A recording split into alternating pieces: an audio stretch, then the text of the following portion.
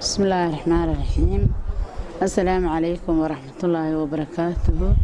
أولا هرت إلهي بام هذا السكالة سبحانه وتعالى. إلهي بان مهد علينيا انت كدب تيانس جروب كبني قال له أيان مهد علينيا يدتك تشوجة وكشقية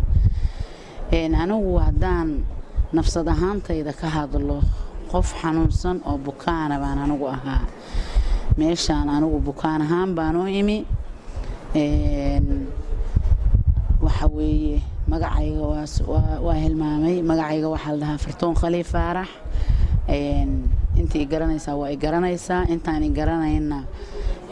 insha Allah ani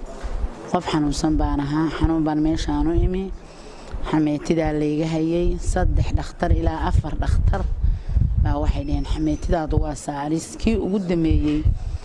barastimool xataa ima siin kiniini kaalmaantay isii baan ku yiri intaan soo diyaar garoobayo ima uusan siin wuxuu yiri xameetidaadu waa tuuris waxba lagama qaban karo in laga tuuro maahe khayr Allah siiyo gabar yar aan habar yar wahay baa halkaan keentay habar yaray dhaqaatiirta aan ku wareegaysido inta waa saaris kula xameetidaadu iska daabay tiri dawo heer balaba ka bani ana kan keenay iibka tooska ku timaado aan si xil aad kulul lahayn halkaan ayaan imi bishii 7 baan anigu dawadan bilaabay hadda 2 bilood baan cunayaa aad iyo aad baan ugu fiicnaaday gaastariig waalan oo aan biyo cad ka go'ay baan anigu lahaa biyo cad sharaab iyo cunto iyo biyo cad midna ma cuni jirin naftayda baan waxaan ku ilaalin jiray wax aan kiniini gaasa uga dabaqo qotulyoon wax aan kiniini gaas ka dabaqo baan cuni jiray habeen iyo maalin kiniini gaas baan dabada ka wadi jiray dhakhtarka dawadu markay saa iga dhamaato baan mid kale tagi jiray sidoo dawo kale gaas igu qoro xameetida dhagax baa iga jiray waa buuxday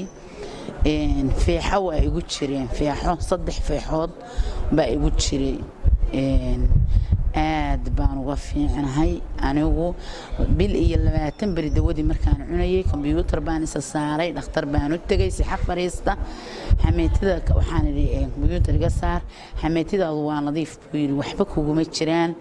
waa u qaaya alxamdulillah kun iyo jeer ilaahay baa mahad iska leh isolansiiyay inaan halka imaado uma ka gadaalna dadkii ka shaqeeyay baa iska leh dadka walaalaha ee muslimiinta waxaan ugu baaqayaa in ay ka soo qayb galaan kambanigan dawadu qaali maaha waa iibka tooska ah